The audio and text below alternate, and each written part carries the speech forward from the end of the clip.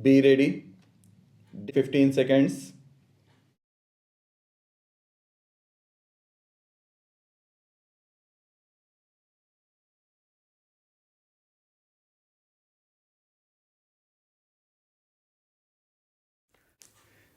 Mr. Deputy Chairman, I thought I should rise to support the point put forward by the Honorable Mr. Kunjuru.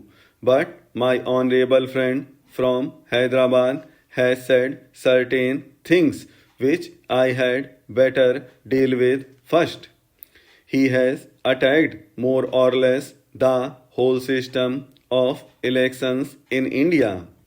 He has talked of indirect election and so on.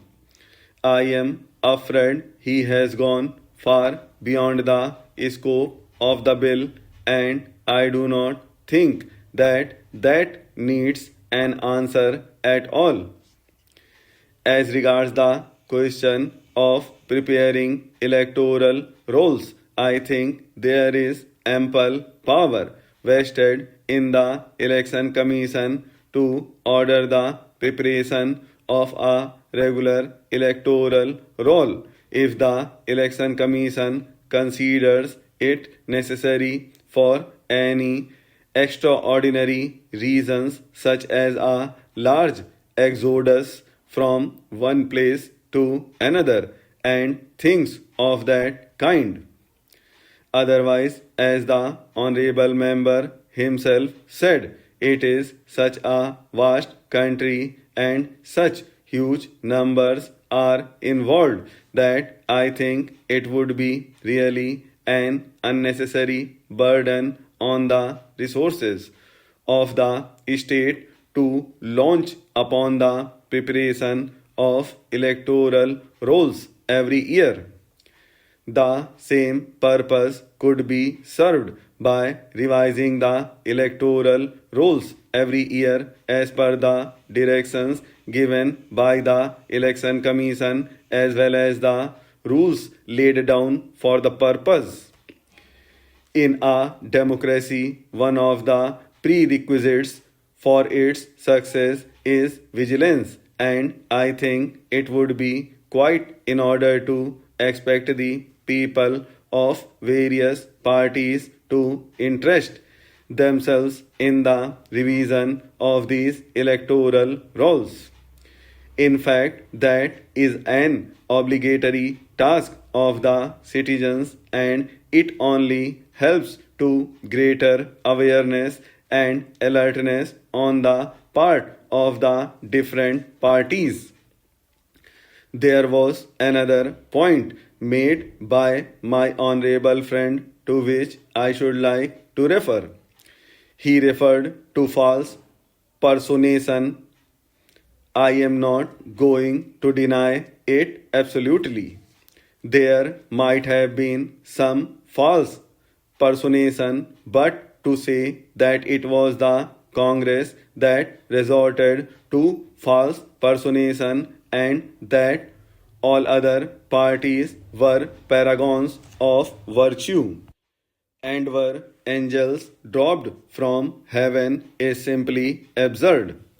That he should have had the boldness to venture such a reckless statement, I should say irresponsible statement without any proof whatever, was wholly unfair on his part to the Congress, and it is no credit to this august house that one of its members should make such an allegation against the opposition parties.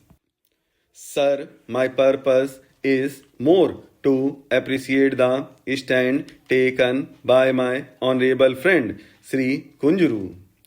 I do not know it is for the honorable minister to say whether even now as the clause stands it would not be open to the election commission to review the order of the chief electoral officer made in appeal against an order of the electoral registration officer.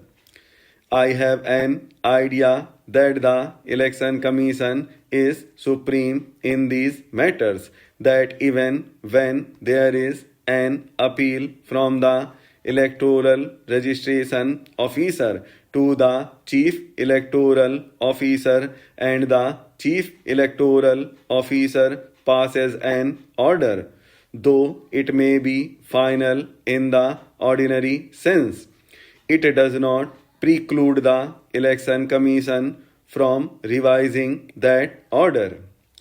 I would like to be enlightened on this point. If the Honorable Minister in charge of the bill says that the order in appeal of the Chief Electoral Officer over an order of the Electoral Registration Officer is final and it is not open to the Election Commission to set it right, then I beg humbly to differ from such a stand, and I think that is a lacuna which should be made up. So I would like the Honorable Minister to apply his mind to this aspect and see that in no case the supreme authority of the Election Commission in this matter, which is of vital importance, is in the least abridged or curtailed. I think a slight amendment to clause 23 would set right the whole matter. There is only one other remark which I wish to make before I conclude, and that is with regard to clause 25 on page 8. It enjoins on every local authority an obligation to make available to the electoral registration officer such staff as may be necessary for the performance of any duties in connection with the preparation and revision of electoral rolls. Well, with the knowledge that we have of this local authority may fail to make available to the electoral registration officer the staff that he wants. Now, what is the remedy if the local authority does not meet the obligation, if it does not choose to make available the requisite staff? That has not been provided for in the bill. It is open to the Honorable Minister to devise some means to meet such a contingency, but I think a clause like this would be very helpful. That will be some kind of an inducement to the local authority to provide the staff. That is all that I have got to say, and I will no longer tire the house.